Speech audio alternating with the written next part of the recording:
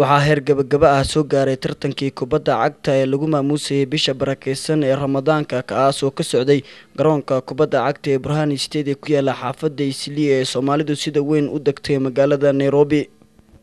tartankan oo ah mid xiiso gaar ah leh ayaa waxaa ka soo qayb galay 20 kooxood oo ciyaartoyda waaweynka ah iyo 16 kooxood oo ciyaartoyda da'doodu ay aad u yar tahay kuwaas oo hadda soo gaaray heer gabagaba ah ama ciyaartoydii u dambeysay oo ay isugu soo hareen min 2 koox. ciyaartoyda da'doodu ay caadiga tahay ayaa waxaa isugu soo haray kooxaha kale ah Azuri iyo 02 oo maanta wada ciyaaray ciyaartoydii u dambeysay ee finalka waxaana gool iyo waxba ku badisay kooxda 02 taas oo afka ciida loogu daray kooxdii Azuri ku ciyaaraysay. tartankan ayaa waxaa soo qaban qaabiyay gudoomiyaha jaariyadda isboortiga Soomaaliyeed ee wadankan Kenya Mudane Khaliif Cali Axmed Baajiyo kaas oo alaaba sanad kasta marka la gaaro bisha barakeysan ee Ramadaanka soo qaban qaabiya tartan noocan oo kale ah. waa kan Khaliif Baajiyo oo ka warbixinaya qaabkii uu tartanka ku soo bilowday oo maanta soo gaaray heer gabagaba ah ama final. Bismillahir Rahmanir Rahiim. saad ogsoontiinba maanta waxaa halkan ku soo gabagaboobay koobkii Ramadaanka bisha barakeysan loogu talagalay oo ahaa kooxda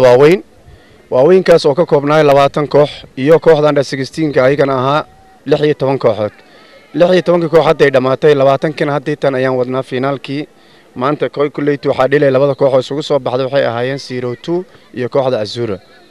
run ahaantii si fiican ayuu ku soo dhamaaday maadaama hadda aan finaalkii xamaasadda ugu dambeysay aan taaganahay inta yar oo ka dhiman ciyaartan waxaan rajaynaynaa in ay ku dhamaato wanaag kulleey sidii aan u sheegnay dhalinyarta waxaan ka dareemi doonaa in ayagana tusaan nidaam iyo isku duubnaan si aan ugu qabanno koob dambe haddii Ilaahay nafta xalaashna u gaarsiiyo oo in u noqdaan dad isku duuban oo isjecel. kulleey saw ogsoontiinba waxa bishii Ramadaan ayaan ugu talagalnay koobkan si loogu maaweeliyay yani dadweynaha taageeraha ahay iyo kooxaha ciyaaray ma aha sidii koobka kale toodoo la dhigi karo dadka lacag hal la siiyo oo dambiya naga soo gaaraysa aad ogsoontiin laakiin waxaan ugu talagalnay in aan siino ilaa iyo 16 maaliyad isku joogooda haddii ilaahay tiishaadyadooda ay noqoto iyo koob weyn sidii loogu talagalay weli qeyd waxaa jirta koob laakiin hadda waxaan ugu talagalnay in aan siino uniform naadiga dhan.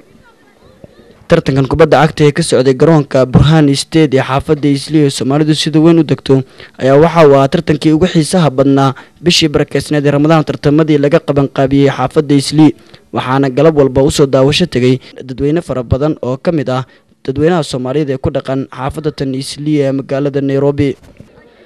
tartankan maanta la soo gabagabeynayo ayaa alaaba waxaa soo qaban qaabisay sanad kasta jaaliyadda Soomaaliyeed ee isboortiga ee wadankan Kenya oo hogaamiyo Mudane Khaliif Cali Axmed Baajiyo waxaana sanad kasta ka faa'iideysta dhalinyaro cusub hor leh oo ku soo bandhiga xirfadooda ciyaareed. Ibrahim Gedo Cawaale Bibo Royal TV Nairobi.